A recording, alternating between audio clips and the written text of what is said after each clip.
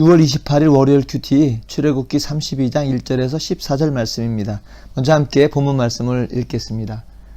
백성이 모세가 산에서 내려옴이 더딤을 보고 모여 백성이 아론에게 이르러 말하되 일어나라 우리를 위하여 우리를 인도할 신을 만들라. 이 모세 곧 우리를 애굽 땅에서 인도하여 낸 사람은 어찌 되었는지 알지 못함이니라.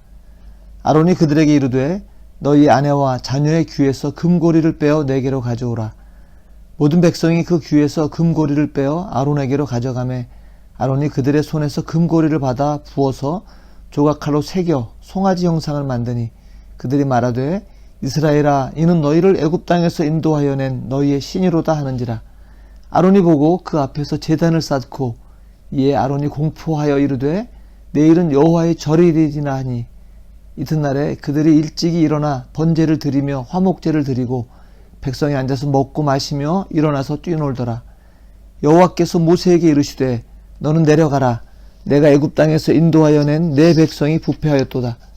그들이 내가 그들에게 명령한 길을 속히 떠나 자기를 위하여 송아지를 부어 만들고 그것을 예배하며 그것에게 제물을 드리며 말하기를 이스라엘아 이는 너희를 애굽 땅에서 인도하여 낸 너희의 신이라 하였도다. 여호와께서 또 모세에게 이르시되 내가 이 백성을 보니 목이 뻣뻣한 백성이로다. 그런즉 내가 하는 대로 두라. 내가 그들에게 진노하여 그들을 진멸하고 너를 큰 나라가 되게 하리라. 모세가 그의 하나님 여호와께 구하여 이르되 여호와여 어찌하여 그 큰 권능과 강한 손으로 애굽 땅에서 인도하여 내신 주의 백성에게 진노하시나이까.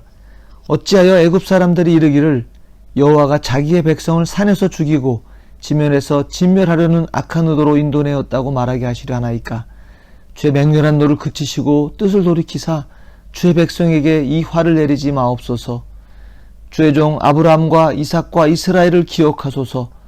주께서 그들을 위하여 주를 가리켜 맹세하여 이르기를 내가 너희의 자손을 하늘의 별처럼 많게 하고 내가 허락한 이 온 땅을 너희의 자손에게 주어 영원한 기업이 되게 하리라 하셨나이다. 여호와께서 뜻을 돌이키사 말씀하신 화를 그 백성에게 내리지 아니하시니라. 아멘. 오늘 본문은 두 종류의 대화가 나옵니다. 아론과 백성들 간의 대화가 먼저 있고 하나님과 모세의 대화가 그 뒤에 나옵니다. 먼저 아론과 백성의 대화를 살펴보겠습니다. 이 대화는 결론부터 말하면 자기를 위한 대화입니다. 먼저 백성들이 아론에게 찾아와서 요청합니다. 모세가 지금 시내산에 올라간 지 여러 날이 지났습니다. 그러자 백성들이 불안해하면서 아론에게 모여든 것입니다. 1절을 보면 우리를 애굽 땅에서 인도해낸 모세는 어찌 되었는지 모르겠다. 도대체 산에 올라가서 뭐하고 있느냐? 죽었는지 살았는지도 모르겠다. 그러니 우리를 위해서 우리를 인도할 신을 만들라. 이렇게 요청하는 것입니다. 자기들을 이끌어낸 분이 하나님의 힘을 깨닫지 못하고 인간 모세가 이끌어냈다고 생각합니다. 그 모세가 눈에 보이지 않자 자기들의 미래가 불투명하고 또 어찌 될지 몰라서 불안하기도 한 것 같습니다. 하나님께서 그토록 은혜로 이끌으셨음에도 불구하고 이렇게 쉽게 돌아서고 이런 배은망덕한 그 배신하는 이유가 잘 나와 있습니다. 하나님에 대한 불신과 또 지도자에 대한 불신이 그들을 행동하게 만들었습니다. 그리고 그들이 결국 원했던 것은 무엇이냐면 1절이나 8절에 우리를 위하여 자기를 위하여였습니다. 내 이익만을 위한 이기적인 동기였다고 스스로 말하고 있습니다. 나는 내 이익 챙겨야 한다. 급하다. 그러니까 만들어라도 내라. 하나님의 때를 기다리지 못하고 자기 기준으로 판단하고 결론 내고 그대로 해내라고 재촉하는 것입니다. 하나님도 불신하고 지도자도 불신하고 그리고 자기들의 이기심만 충족시키려 하고 있습니다. 이에 아론이 백성들의 요청을 들어줍니다. 너희 아내와 자녀의 귀에서 금고리를 빼어서 내게 가져오라. 그리고는 그 금고리를 받아서 녹여서 부어서 송아지 형상을 만듭니다. 그러면서 이 숫소 형상이 애굽 땅에서 인도하여 낸 너희 신이라고 선언합니다. 더욱이 그 앞에 제단을 쌓고 또 여호와의 절일로 선포하고 번제와 화목제를 드리고 먹고 마시며 음란한 일을 하도록 했습니다. 6절을 보면 백성들이 일찍이 일어나라는 단어가 있는데요. 이거는 진지하게 하다 또 열심히 하다라는 뜻도 함축된 단어입니다.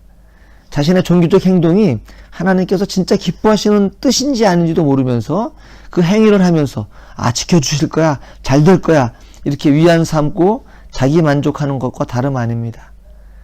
모세가 없을 때 지도자였던 아론은 백성들이 이렇게 되도록 올바로 이끌지 못했을 뿐만 아니라 그들의 요구를 거절하지 못하고 들어주어서 금송아지 형상을 만들었습니다. 물론 백성들의 요구가 너무 거세서 그랬을 수도 있습니다. 마치 이것은 그 백성들의 요구가 너무 강해서 밀란이 일어날까봐 예수님을 십자가에 처형하도록 넘겨주었던 그 빌라도와 같은 심정이었을 수도 있습니다. 그렇지만 지도자가 진정으로 눈치를 봐야 될 대상은 백성이 아니라 하나님이십니다. 백성을 바른 길로 이끌도록 부르시고 그 역할을 맡겨주신 분이 바로 하나님이시기 때문입니다. 이런 면에서 백성들도 아론도 모두 하나님을 신뢰하지 못하고 자신의 이익을 챙기고 있는 것을 알 수 있습니다. 이에 반해서 하나님과 모세의 대화가 뒤에 나옵니다. 하나님께서 먼저 모세에게 말씀하십니다. 7절에 이 백성이 부패했다. 8절 내가 그들에게 명령한 길을 속히 떠나서 자기를 위하여 송아지를 부어 만들고 그것을 예배하며 그것에 제물을 드리고 이것이 애굽 땅에서 인도해낸 신이라고 한다. 9절 이 백성은 목이 뻣뻣한 백성이다. 10절 그랬니 그들에게 진노해서 그들을 진멸하고 너를 큰 나라가 되게 하겠다. 내가 하는 대로 그냥 두라. 지금 하나님께서 이스라엘 백성들이 금송아지 우상을 만들고서 영적 간음을 행하는 것을 보셨습니다. 그리고 진노하셔서 그들을 모두 진멸하겠다고 말씀하십니다. 이때 모세에게서 기도에 대해 배울 것이 있습니다. 이 말씀을 전해 들은 모세가 하나님께 간구합니다.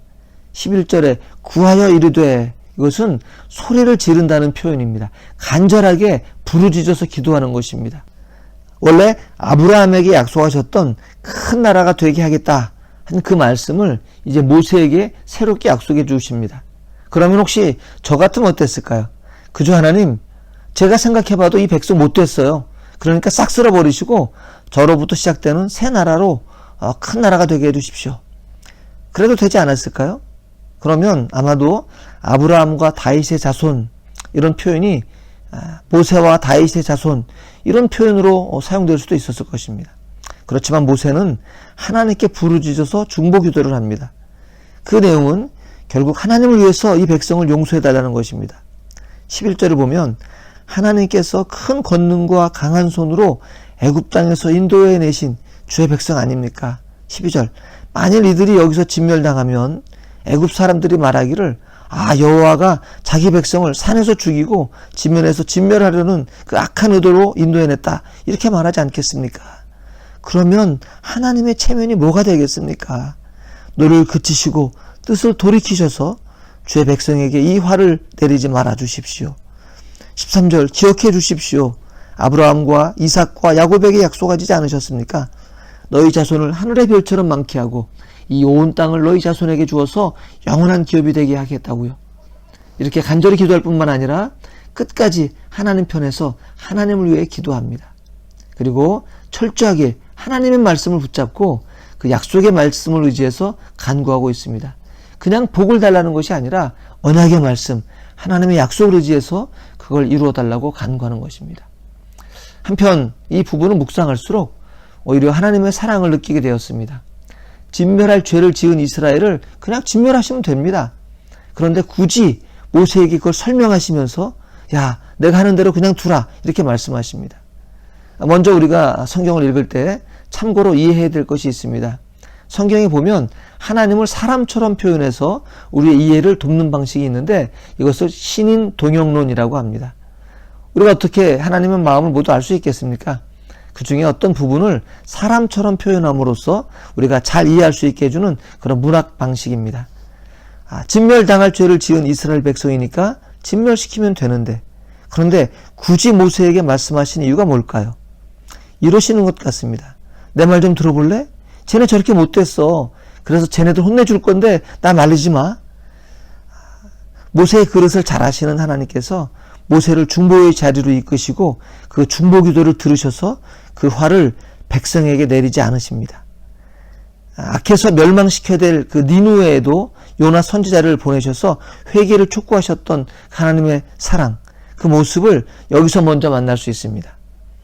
끝없이 배신했던 이스라엘을 때로는 크게 징계하기도 하시지만 근본적으로는 그 택한 백성을 버리지 않으시는 하나님의 사랑이 여기 있습니다. 우리는 그 언약을 쉽게 깨버렸지만 언약에 신실하신 하나님께서 우리를 붙잡고 계신 것입니다. 우리는 이기심으로 내 뱃속만을 채우려고 하는지 아니면 사랑해서 서로 세워주려고 하는지 돌아보면서 말씀 붙잡고 기도하는 진짜 하나님의 백성의 삶을 살아가면 좋겠습니다. 우리 함께 기도하겠습니다. 내게 이익이 된다면 하나님보다 세상과 쉽게 택했던 것을 회개합니다. 약속의 말씀을 기억하며 우리를 사랑하시되 끝까지 사랑하신 예수님의 그 사랑으로 중보하며 살게 해주십시오. 예수님의 이름으로 기도했습니다. 아멘.